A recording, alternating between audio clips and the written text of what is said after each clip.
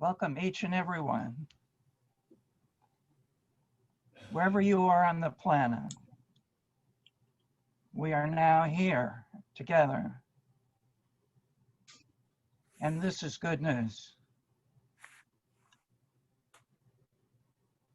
Our special presentation today of full spectrum pathwork may likely go over our usual 90 minutes. So we're going to call in that special timelessness in the magic between winter solstice and New Year. Whether you've met her in person or not, Susan Thesenga is no stranger to most of us. Passionate seeker of truth, fierce defender of the downtrodden, devoted advocate of Mother Nature and the divine feminine. She continues to inspire us with her ongoing discovery of this fundamental question: who am I? Who am I? Susan Thesenga. Welcome, everyone. It's a wonderful collection of people that we have here today. Surprisingly diverse and wonderful. We have some folks here who were doing the pathwork in the 1970s with me, where we met together at the Pathwork Center in Phoenicia, New York. We have some folks who helped Donovan and me create Seven Oaks.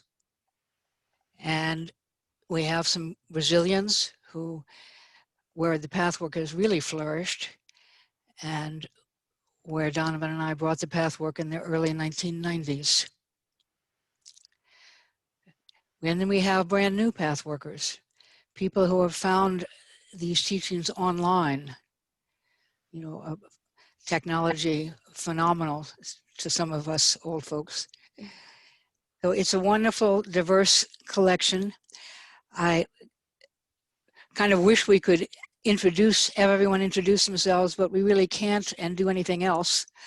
So I know most of the folks in the US. I'm going to suggest that those who are not from the US, that one person say simply the country you're from, not even the names. And everybody who's from that country, hold up your hands. Let's have the gallery view so we can see that. And you know, if you hear your country's name, don't say it again. Just hold up your hand when your country's name is named, so we can get some sense of how diverse we are in terms of geography here. So anybody can start who is not from the US. Uruguay. Uruguay. I'm from Denmark. We are from the Netherlands. Serbia. The Netherlands and then Serbia? Serbia, yes. Wonderful. Croatia. Croatia. Hello, I'm Chinese, but I'm studying in England. I'm Angela. I'm from the UAE, United Arab Emirates, and I live in Italy. So, Italy and UAE.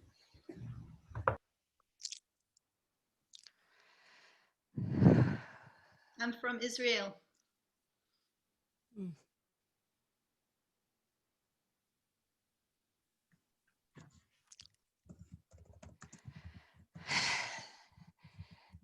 Well, thank you all for being here. I know it's very different times in different places. And as I said, it would be wonderful, maybe sometime we will gather together just to reconnect and be with one another, since some of us haven't met with each other in a long time. But today you're here for me to do a little more of the talking. So that's what we'll do. Behind me is a photo taken at Seven Oaks by one of the people who's on this call. A beautiful photo of the mountains at sunset. Maybe someday, if you haven't, you'll visit Seven Oaks. Beautiful place. So we are gathering today at a special time that is universally celebrated as the birth of the light.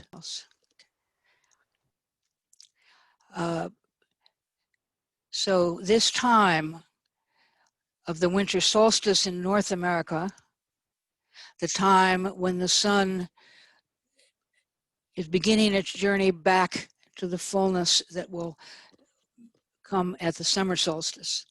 It's the journey of the birth of the light. And of course it was chosen by the early church as the time of Christ's birth because it already fit in with the celebrations that had been going on for millennia of this time of year. So this is the time that was chosen to honor the birth in human form of Jesus. So we are celebrating the birth of the light. The birth of the light and of the sun, the birth of the light in the full recognition by Jesus of his divine nature, which is also our divine nature.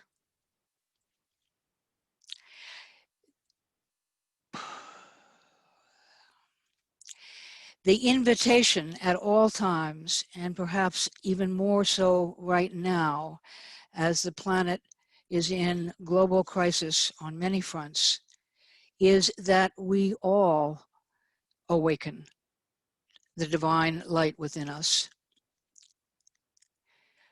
That we awaken in this beginning of the age of Aquarius to our divine nature. This birth of the Christ within is not so much a new creation as it is a recognition, a discovery of what and who we have been all along. The deep reality of who we have always been and already are fundamentally now. But the spiritual path is not only about awakening our true nature.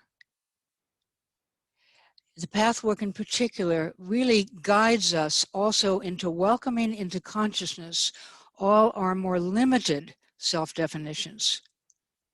Who and what we are at the many different levels of consciousness that we contain.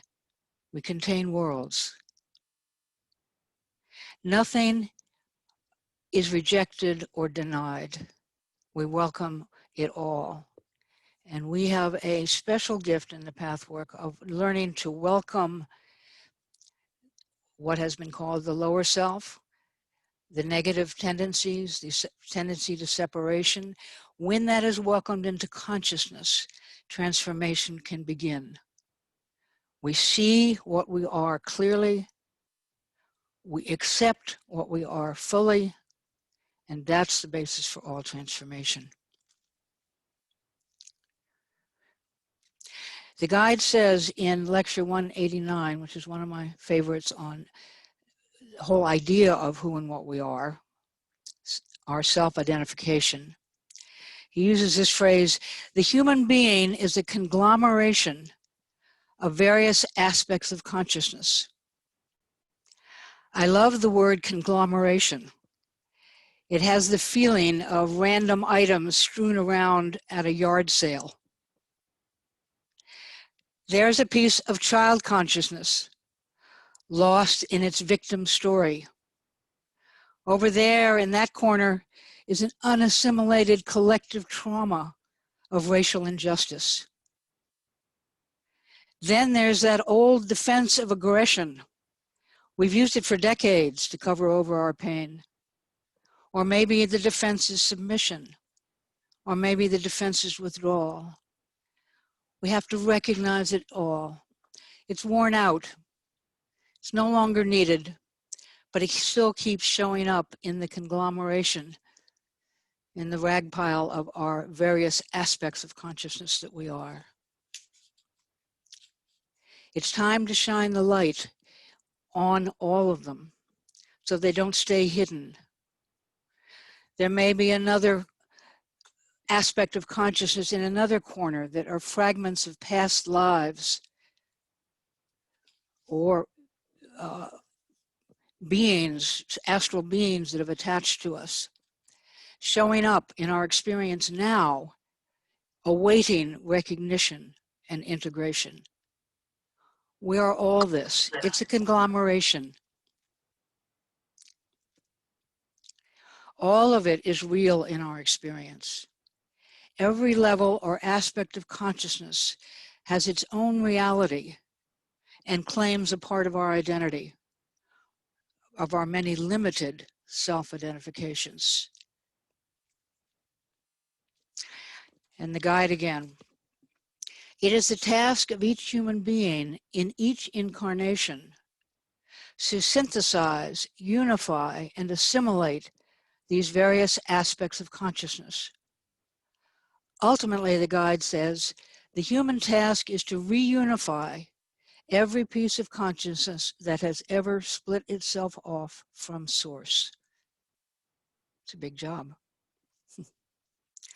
We are called to find our true deepest identity in the transcendent dimension of our being, without denying or abandoning any of our more limited aspects which need our attention and love to come home,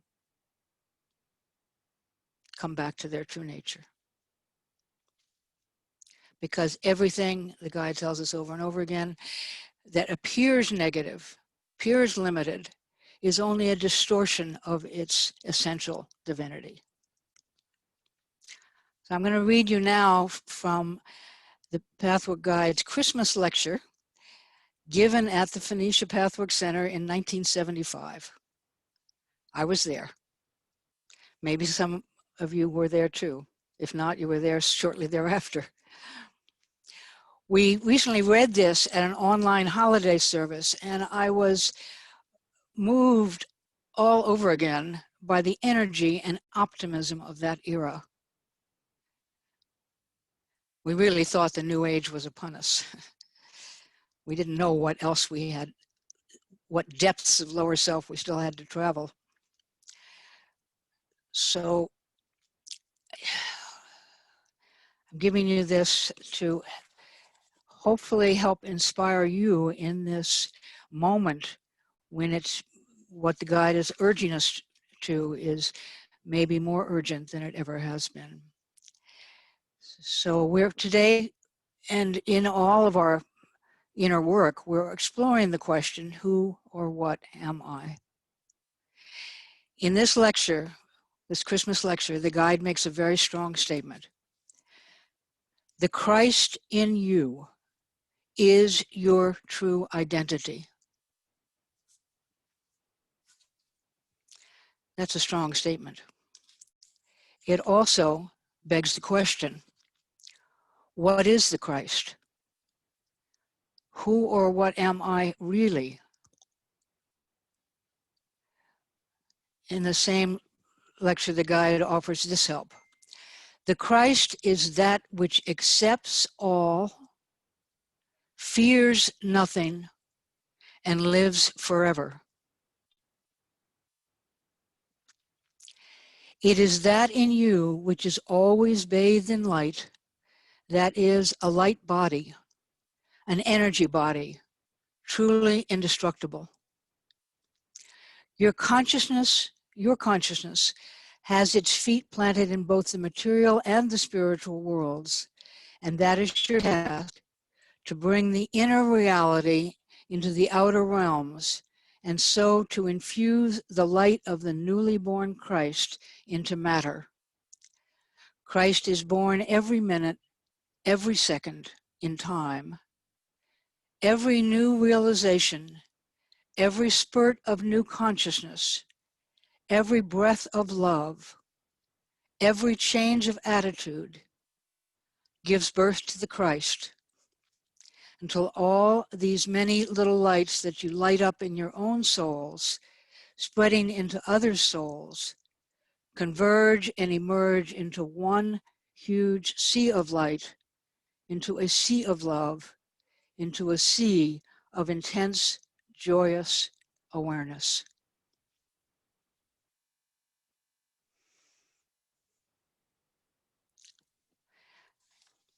Been listening lately to Eckhart Tolle, who is still very optimistic about what is now called, what he calls the new earth, that will be enlightened by those,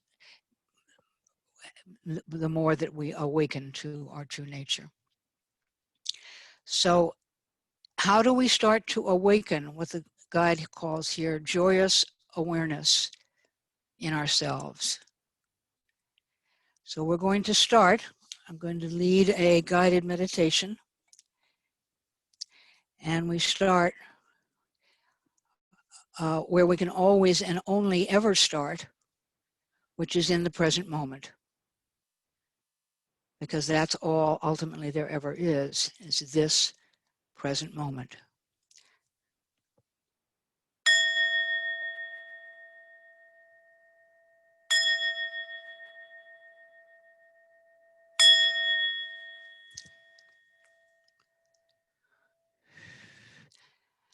So get comfortable. Close your eyes. When the eyes close, the attention naturally turns inward. Just allow the attention to rest within your being in this moment. One of the things that's present in this moment is my voice. Let it come through your consciousness without straining to hear or understand. Let it just move through. The ears will hear all by themselves. There is no strain necessary. As we turn attention within, let's first pay attention to sensation. Paying attention to what sensations are occurring in this body-mind at any one moment is the first and simplest way to get grounded. Sensations only happen now. So let's notice right now the sensations in your body. Might be good to start with the sensations in the feet. The feet making contact with the floor, wherever they're making contact. Feel that from the inside, that sensation of contact with the ground, with the earth, through the feet. Now slowly bring the awareness up through the body at your own pace, scanning the sensations in this body at this moment.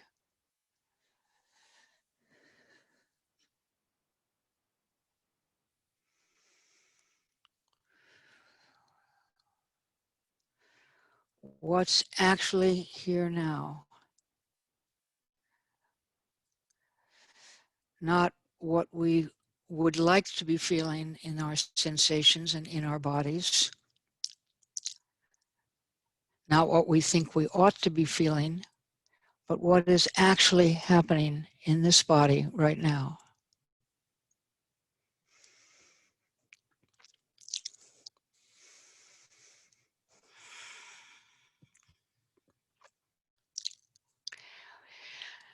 Now bring attention to the breath.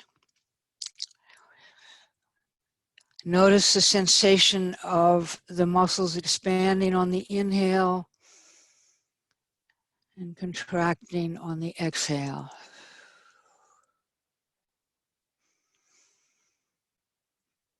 You may notice the sensation of air coming through the nostrils Let's take a minute with just experiencing the sensation of the breath.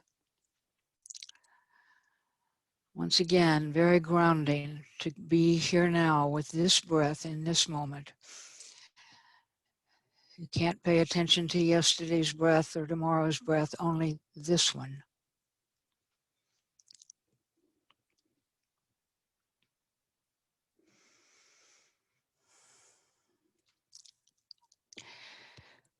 You might notice the automatic nature of the breath.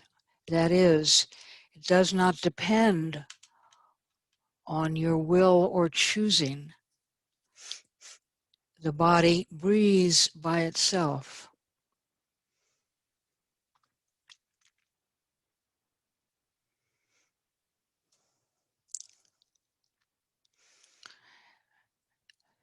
Just notice breath, notice air, life entering this body, expanding, leaving, letting go, contracting.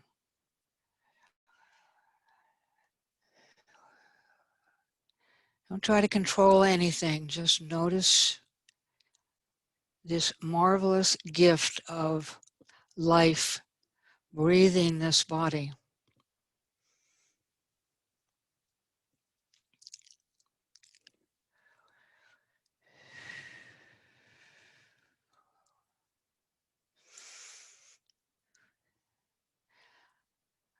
I'm just going to ask you a couple questions. Please don't try to answer them. Just let them rest.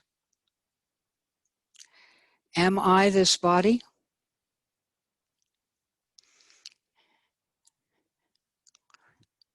Am I life itself, breathing this body?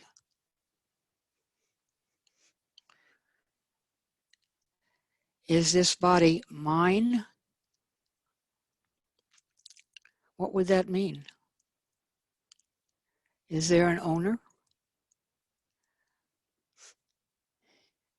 It appears when we look closely that life breathes this body with or without the involvement of a personal I.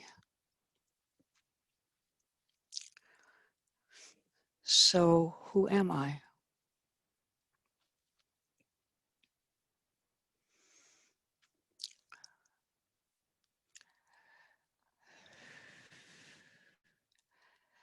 Let's expand our noticing right now, keeping some part of the attention with the breath, with the body sensations. Notice if there are any thoughts present. You certainly don't need to invite them, but if there is a thought, just notice. Here's a thought. It comes and it goes. We all have a lot of familiar thoughts that reinforce the sense of a separate self. I need to do something. There's a pain in my body, I have to fix it. There's something wrong here. That's fine. Just notice if any thoughts are present. I don't like this. I like this. And just gently return to the awareness of breath, awareness of this present moment.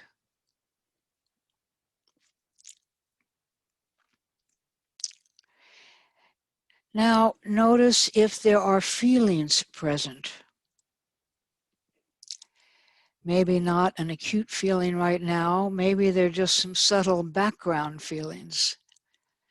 Many of us carry some chronic feelings of anxiety or depression.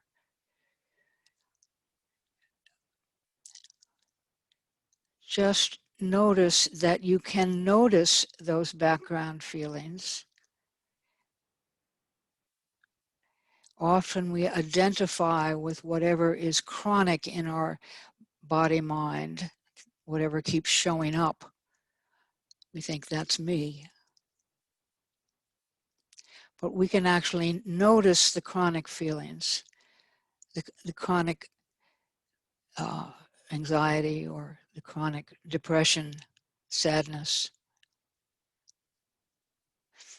Not trying to change anything, not trying to alter what is here, just noticing. And so far as possible, fully accepting what is here. Of course, that includes that if we judge or reject or resist what is here, that's just another thought, another feeling that we can notice.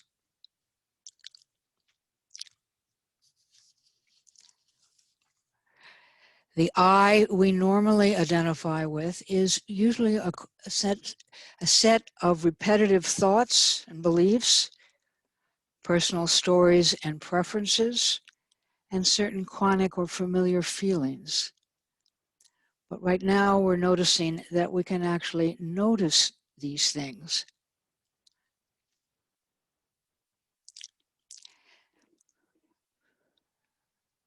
You can notice sensation. You can notice thought. You can notice feelings. You can notice preferences.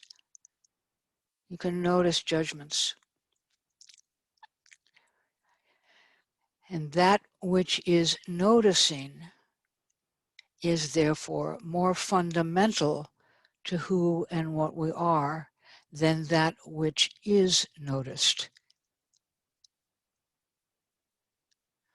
Let's see if that's true in your experience.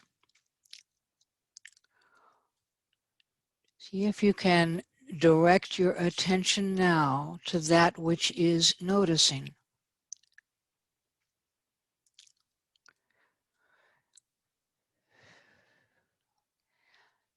There are thoughts that come and go.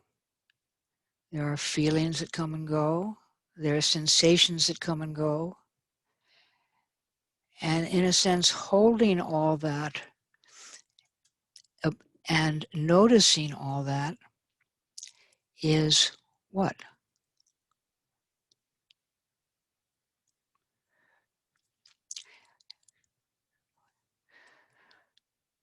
The presence of awareness, we might say, the presence of acceptance. There is a consciousness here, a more primary consciousness, we might say, that notices the contents of experience, but is itself not a sensation or a thought or a feeling. It is a background presence that notices just that.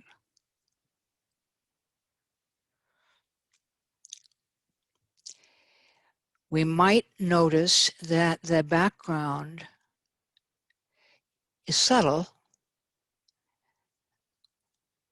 quiet, a lot quieter than the clamor of, say, a painful sensation or a really negative thought. It's subtle, it's there in the background, but you might notice that anytime you pay attention, even for a second, it's there.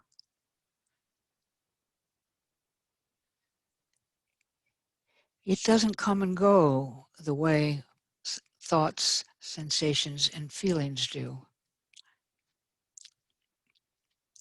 What is it that doesn't come and go?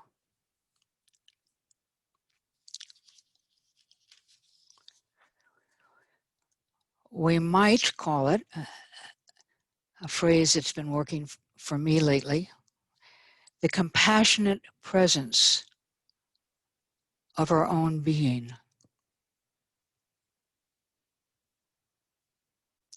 Consider that there is at every moment available behind the thoughts, the feelings, and sensations, this compassionate, accepting, aware presence.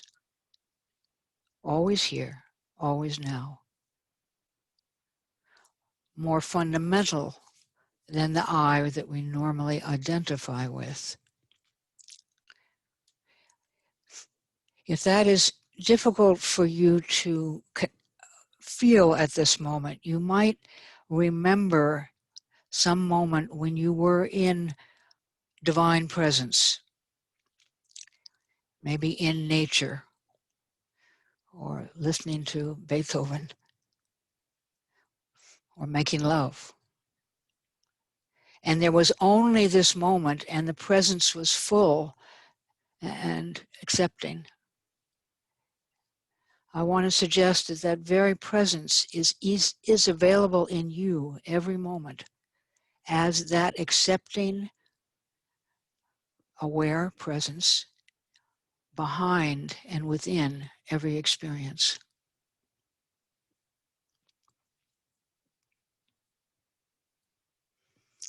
I'll take another moment to breathe and relax into that presence, that here and now aware acceptance. There is nothing outside it. There is nothing that is not acceptable. There is nothing that cannot be embraced by that awareness. It's total.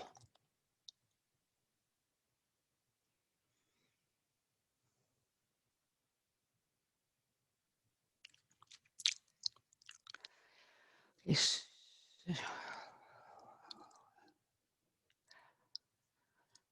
Okay, soon I'm going to ask you to open your eyes, not now, soon. But before that, take a moment to anchor in this presence of awareness that allows all, accepts all, including our judgments and our resistance and our emotional reactions, all of it.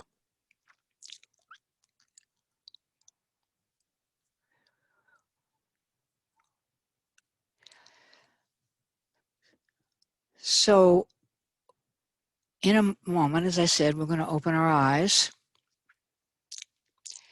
and we're going to be noticing how our experience of presence may change when we look at people on the screen. We may not be able to stay in aware, accepting presence. That's fine. We just become aware of that and accept that. So let's open our eyes, look around at the screen,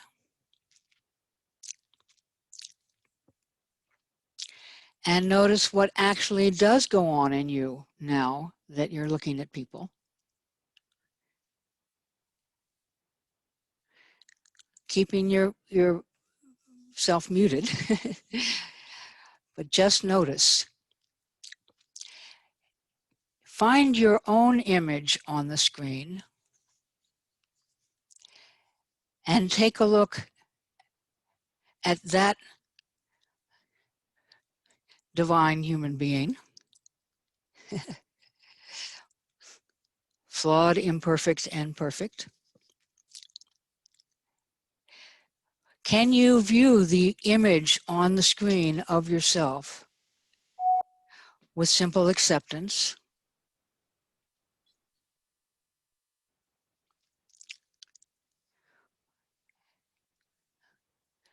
Are you open to that being in front of you?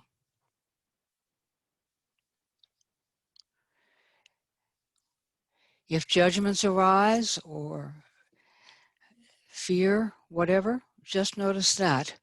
But the invitation is to sit in simple, aware acceptance of what you see as the outer shell, the form identity of the person you call yourself.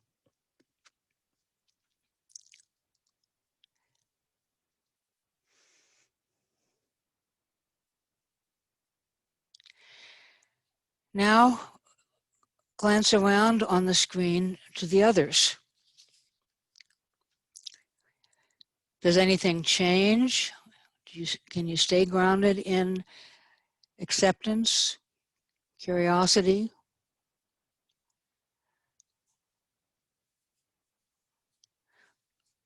Or does some other feeling come up?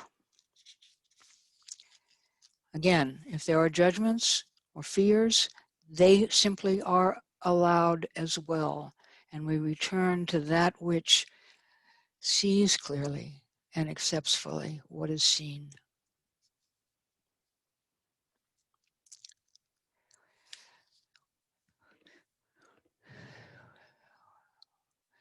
So perhaps you have noticed that sometimes thoughts, feelings, emotions, judgments get in the way of simple presence, seeing another person. So let's take a look at a little drawing that simply shows this. If you would put that up, Luigi. So if we consider that our deeper nature is the presence where the I is, we are actually seeing the world and other people through, very usually, most of the time, we see it through the mind's thoughts, emotions, judgments, and so on. And obviously what we see then is filtered through all of that. We're familiar with that. Okay, you can take that down. So we're going to try this on for yourself a little bit. Again, with the mic still off, we're going to try on your entering more limited self-definitions of who you are, and notice how that affects what you see in the world. No mystery that it does, but it's sometimes a challenge to actively enter those aspects of ourselves, those limited aspects, which filter out what we don't want to see or judge what we don't want to see. So here's what we're going to do. You can choose either to look at yourself or at someone else, doesn't matter. You can say them out loud, but keep yourselves muted, but you can say the following sentence out loud. And I'll give you some different states of consciousness or limited identities, whatever you call it, from which you are going to be viewing. But the words you're going to say is, when I see you through the eyes of, and I'll tell you what that is, I see ... Just to help you get a little more fluid, flexible with the many different aspects of consciousness, the conglomeration. So here's one. When I see you through the eyes of my separate, isolated adult self, may be hard to come back in that contraction, but it's also useful to be able to contract and then expand. Anyway, when I see you through the eyes of my separate, isolated adult self, I see what?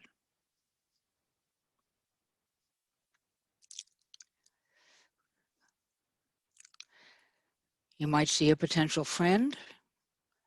You might see a potential competitor.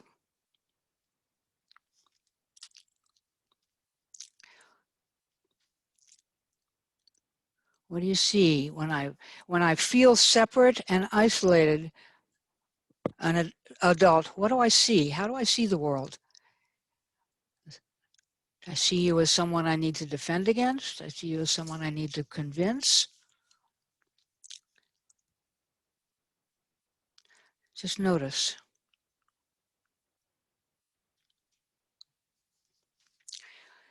Okay, shifting identity, shifting consciousness. When I see you through the eyes of my wounded, traumatized child, I see what?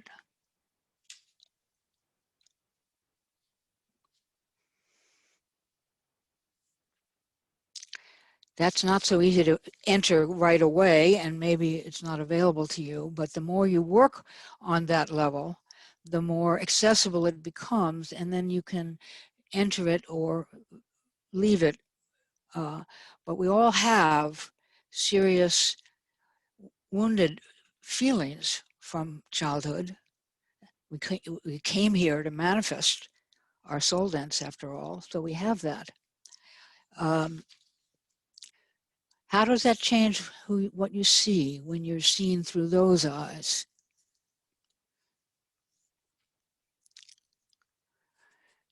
Do you see a threat? Do you see someone who might protect you? What do you see?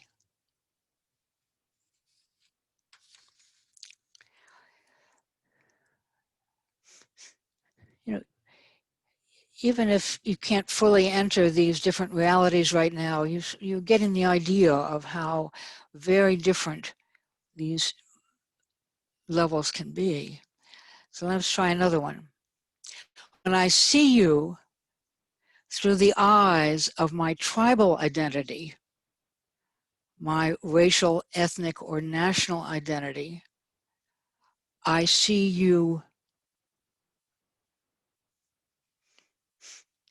as like me, different from me.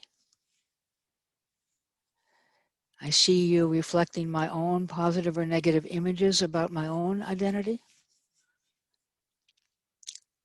What do I see?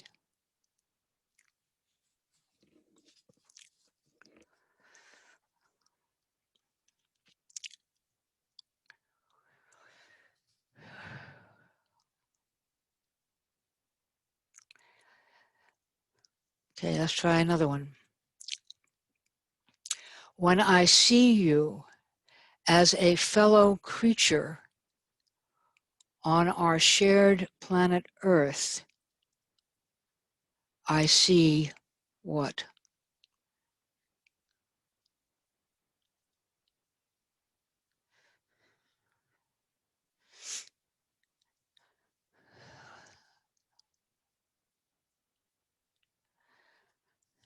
I maybe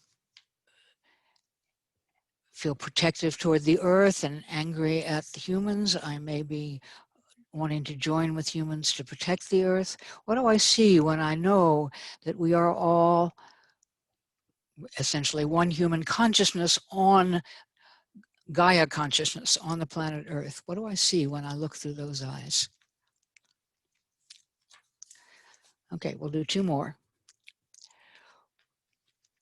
When I see you through the eyes of my soul, this is a kind of shift in viewing to really kind of third eye viewing beyond the physical and mental. When I see you through the eyes of my soul, with the certainty that everyone who comes to me on my path is part of my learning.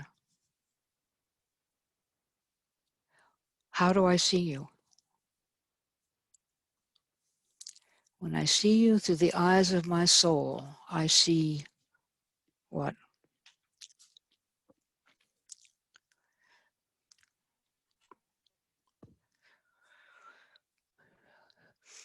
Okay, and finally,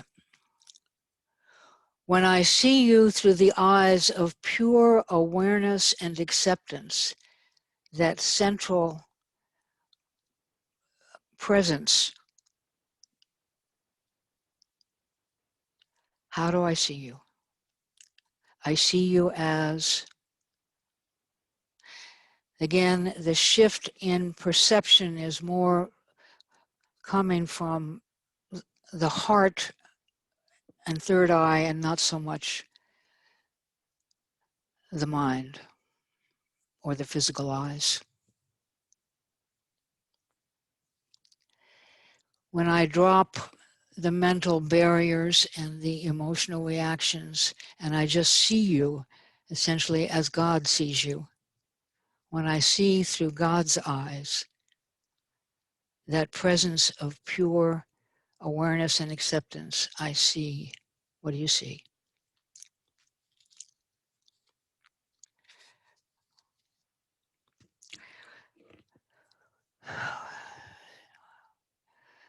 So take a moment to just kind of integrate what has been hinted at here about these many levels of seeing or levels of consciousness that we all carry. There may be a moment later when we'll have an opportunity for sharing in breakout rooms, but for right now, just kind of hold this in your heart.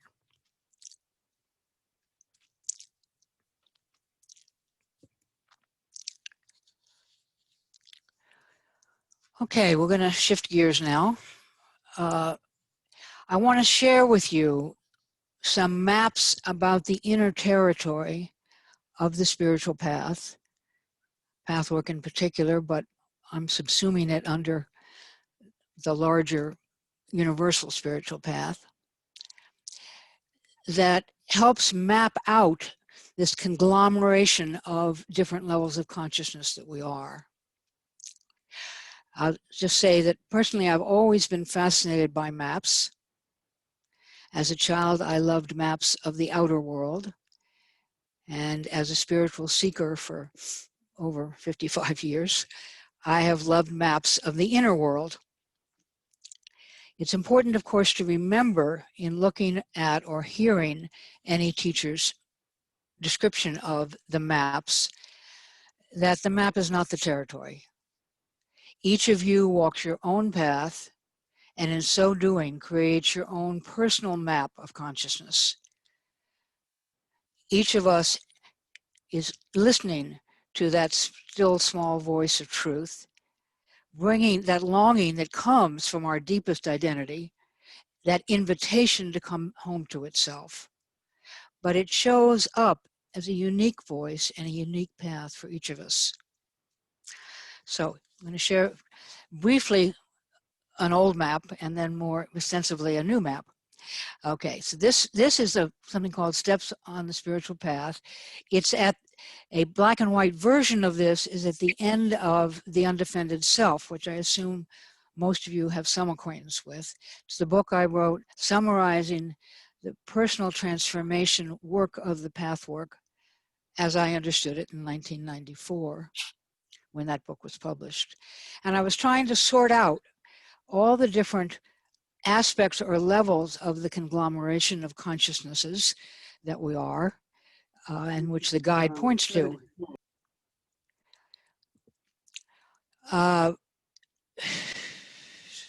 So this is the chart that appeared at the end of the book, and then it was eventually published as a wall hanging chart. So basically the way I understood, I'm going to just cover this briefly.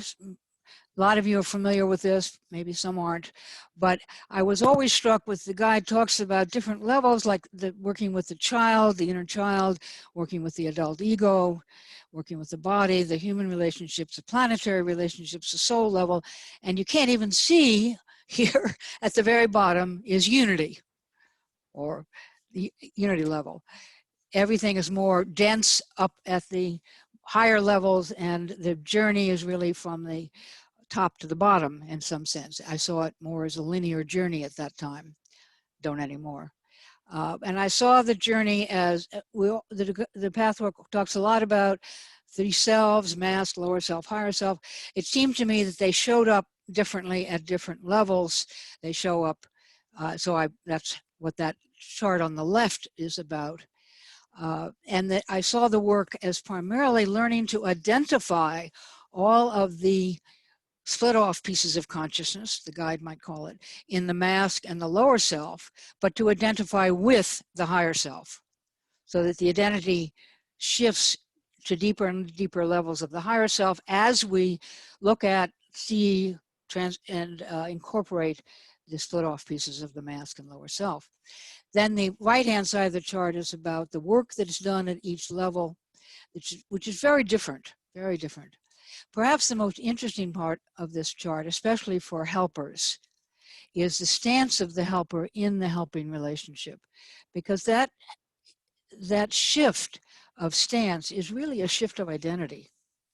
So at the first, when you're doing inner child work, you really have the stance of a therapist.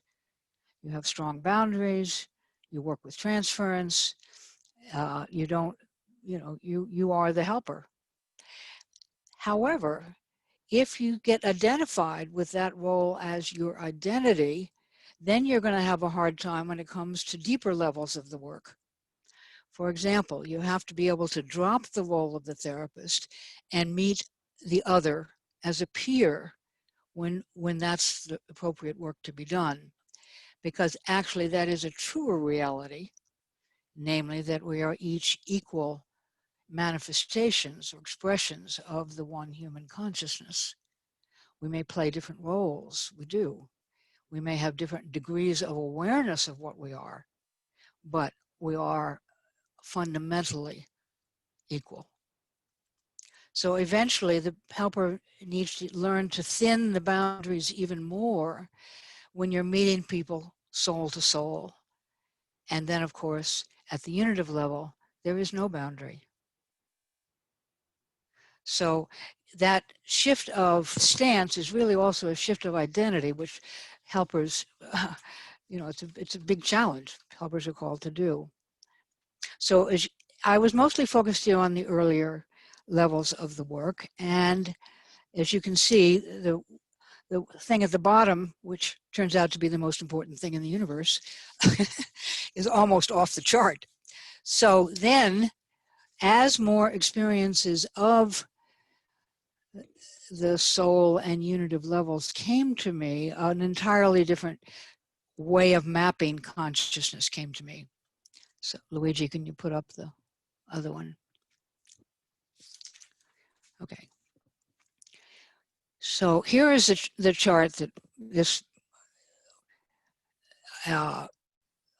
whole teaching is designed to bring you to. Who or what am I? It's kind of hidden under the right-hand side, but in a sense, the answer given, which of course is no answer really, is waves of consciousness in the ocean of being. We exist in the ocean of being. That is our essential identity. That is the Christ in us. Formless spirit, potential. The potential for form, but the formless. The dark blue that I chose for this is meant to suggest, the night sky or the deep ocean. Ocean is often a metaphor used. At this deepest, truest, most essential level, beyond name and form, it's the spaciousness that is the potential for all form. I'll read you something from Eckhart Tolle and then something from the guide. The guide's lectures point to this more than I realized years ago when I couldn't hear it. There is not as many, I think most of the lectures are more at the soul level, but it definitely points to the unitive level over and over. But here's an expression from Eckhart Tolle that to me is a really beautiful and accessible description of what we most essentially are. Being, what I've been calling the compassionate presence of your own being, is the eternal, ever-present, one life beyond the myriad forms of life that are subject to birth and death. However, being is not only beyond, but also deep within every form as its innermost, invisible, and indestructible essence. This means that it is accessible to you now as your own deepest self, your true nature.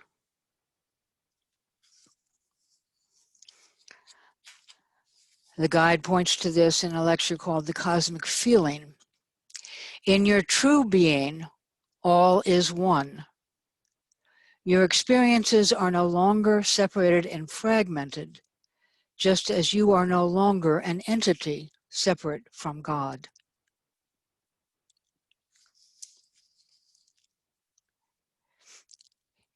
Invisible, indivisible, indestructible. Invisible only to the outer eyes, but very present when we can step back into that presence of awareness that is always here now.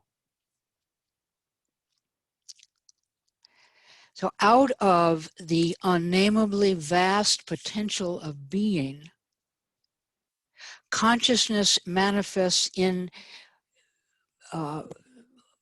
spiritual forms, what I'm calling the soul level. That includes all the astral beings and the soul's journey and who we are at the non-material but still level of soul forms.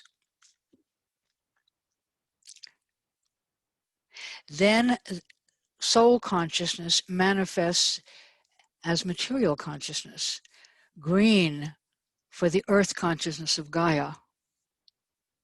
Yellow for the universal human consciousness. It rests on the earth as both of them rest on the soul. And then the individual human consciousness, where we are given individual bodies and minds.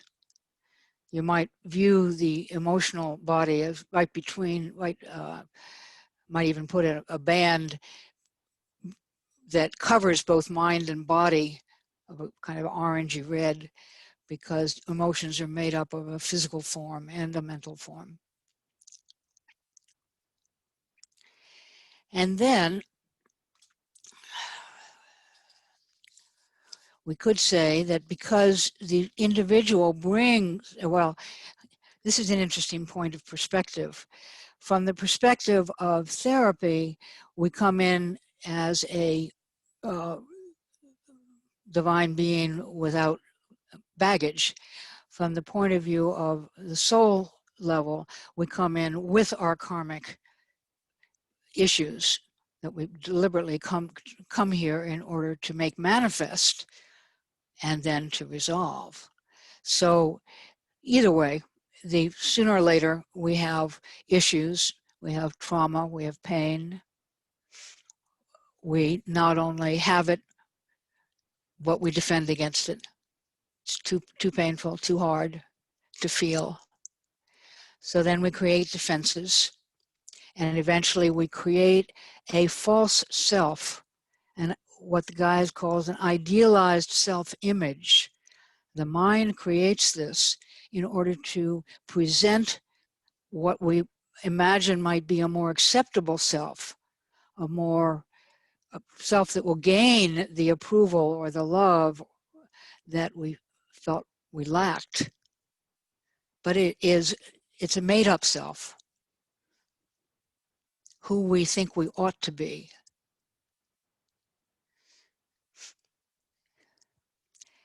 We think it's going to keep us safe.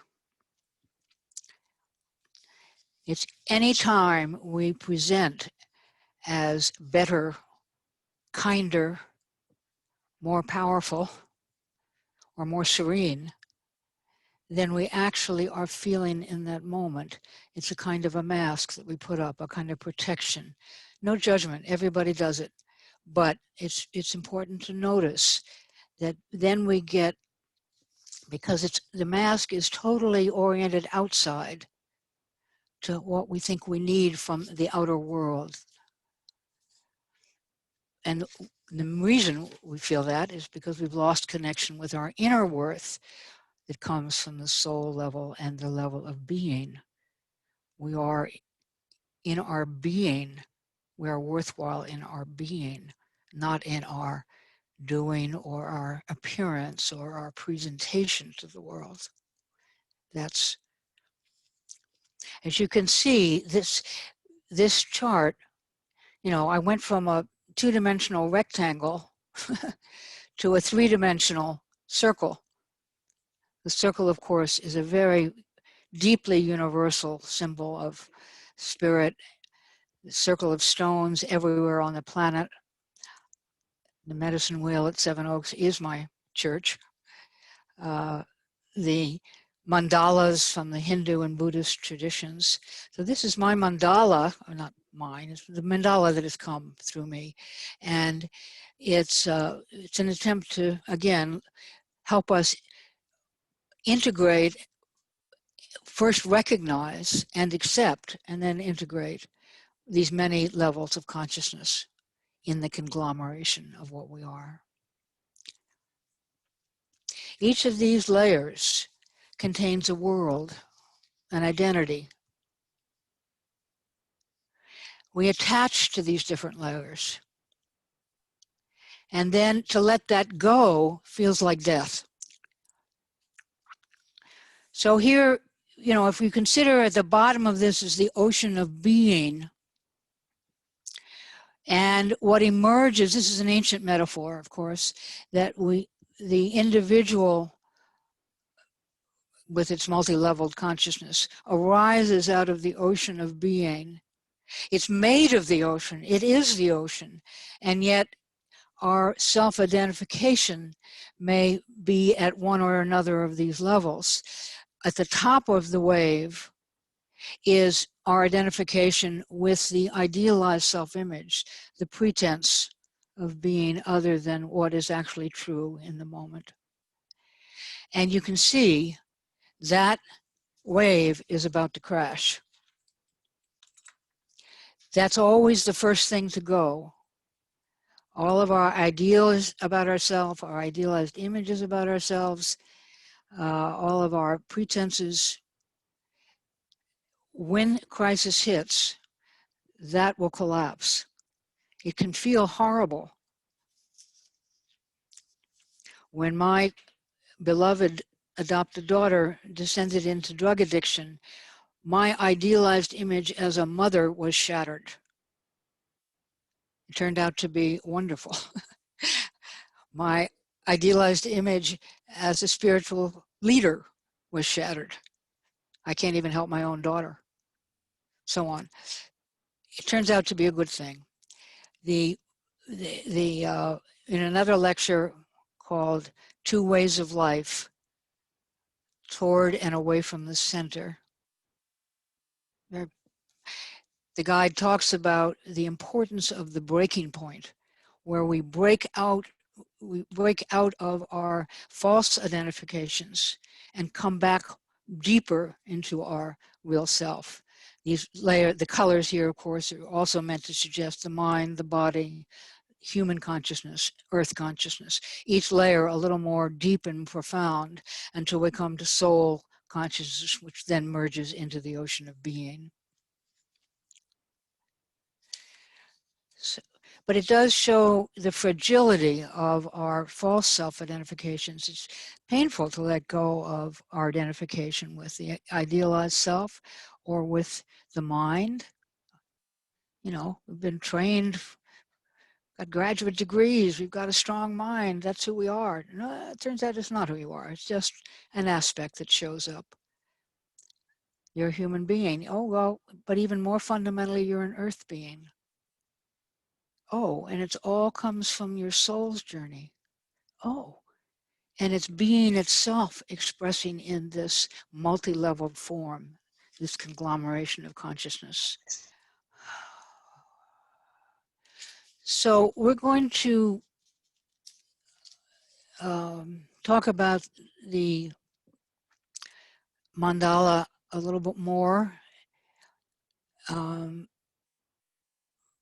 Let's see. Can you put the basic mandala up for just a moment, Luigi?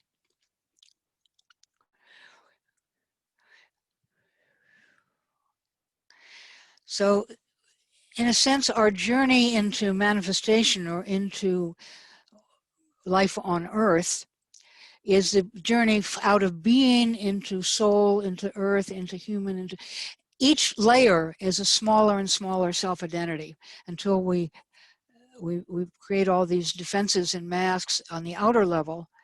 When that begins to crumble like that brown foam on top of the wave, then we are privileged to actually start the spiritual journey, which is the journey back home, from the periphery back to the center, back to getting to know this mind, letting awareness touch and allow this body, letting us know ourselves as merely and human, fully human, letting ourselves know who we are as creatures of the earth, and so on. So the journey is out into manifestation, back into spirit. It's not a linear journey. It goes on forever, I think. We touch into our truest identity at the center of the circle, which is not just the center, you see, it's underneath everything. At any moment, we can penetrate the mind and be in awareness, or we can, awareness is underneath it all. So it's available all the time. But our identity keeps needing to shift more deeply, even as we accept that which doesn't know what it is, as love, as awareness. Okay, let's hear from Rick Knox. Let's take that down, go back to our gallery view so we can see everybody. Or if you want, you can put it on Rick and we can just listen to Rick sing. Oh, nice. Thank you so much, Susan. So let's just be quiet together and remember together.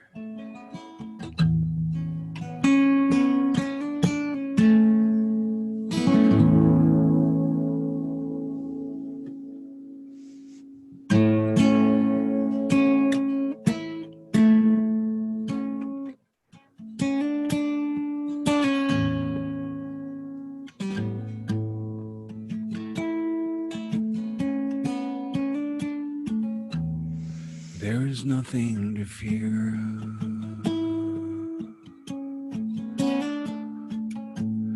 Oh no, nothing at all.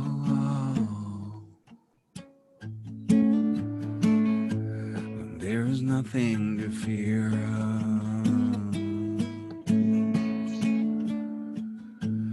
No, nothing at all.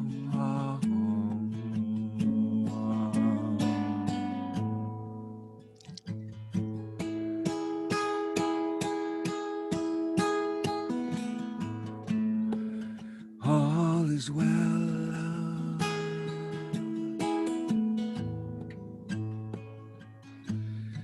The bells are telling me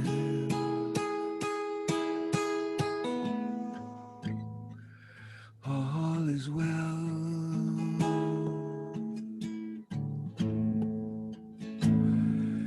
All is well.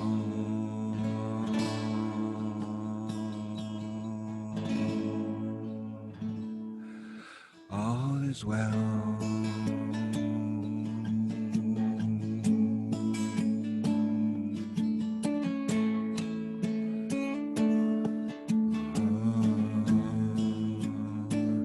I was climbing the wall, so afraid that I'd fall. I couldn't even open my eyes. The only way I've survived it all.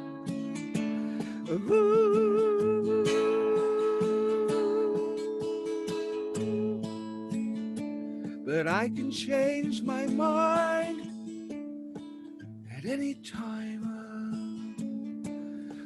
Oh, I'm still alive.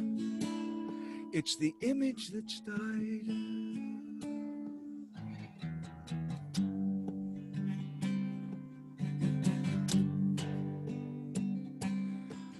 Letting go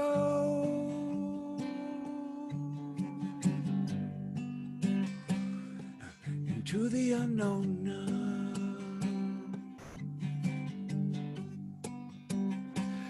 landing without harm.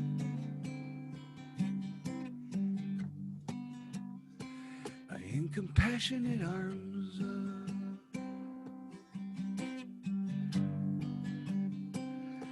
a new way to be.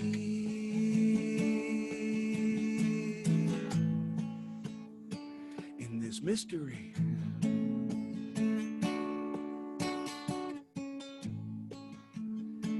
I have all I need.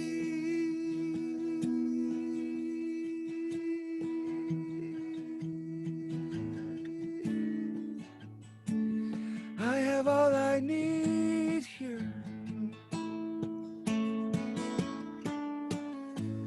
There is nothing to fear.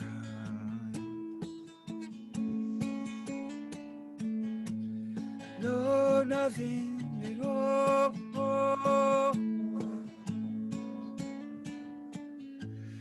There is nothing to fear.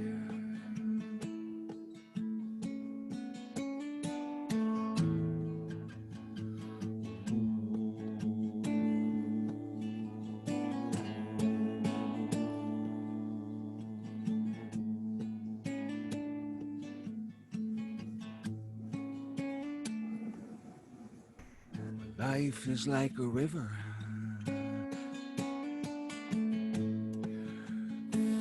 flowing to the sea. We're on a little boat ride. Come on, sit next to me.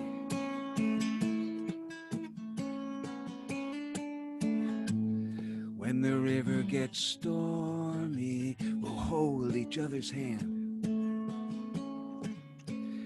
We're not alone now. Together we can understand. There is nothing to fear.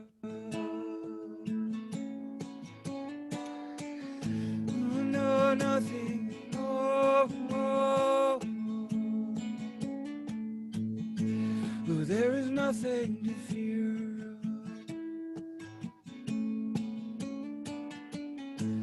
No, nothing at all. Oh.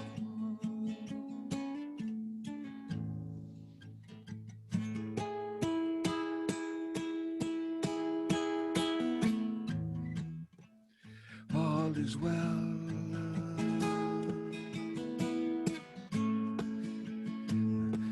The bells are telling me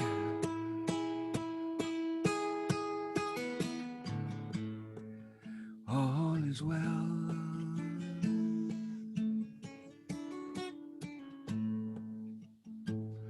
All is well.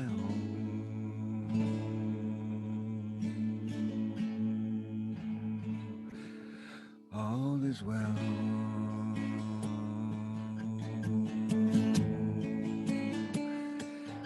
My God,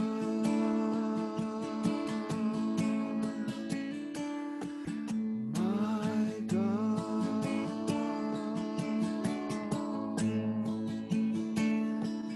my God.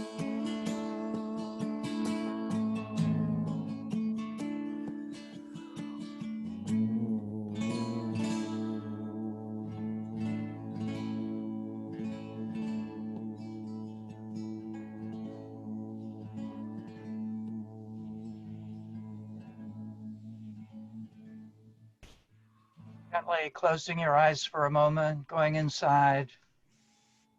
Let one hand come down to your belly, thumb near the navel, the rest of the hand gently falling down, making room for all feelings, all emotions without naming them or labeling them, welcoming each one. Let the other hand now freely move to your forehead.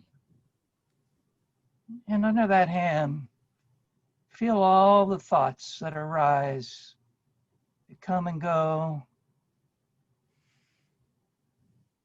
Gently bringing both hands together over the heart, the center of compassionate presence. Take a moment and just feel that compassionate presence. And hear a voice in that compassionate presence speaking to you. And it says, I'm here with you. I'm here with you. Now gently opening your eyes and unmute yourself and let your hands come up to everyone on the screen and say that same voice of the compassionate presence. I'm here with you. I'm here with you. With you. I'm here with you. Here with you. I'm here with you. Here with you. I'm here with you. Here with you. I'm here with you. Here with you. Here with you. I'm here with you. I'm I'm here with you. I'm here. Here with you. I'm here with Gaia. Thank you, everybody. Thank you. Bye. Thank you. Be well. Thank you. Yes. Go. Bye. Go. Thank you, Gary. Thank you. Thank you, Thank Susan. you, everyone. Susan, everyone. Thank you, Susan. Thank you, Susan and Brian. Thank And Rick. you. Thank you, Rick. Thank you, Susan. Thank you, Luigi. Thank you.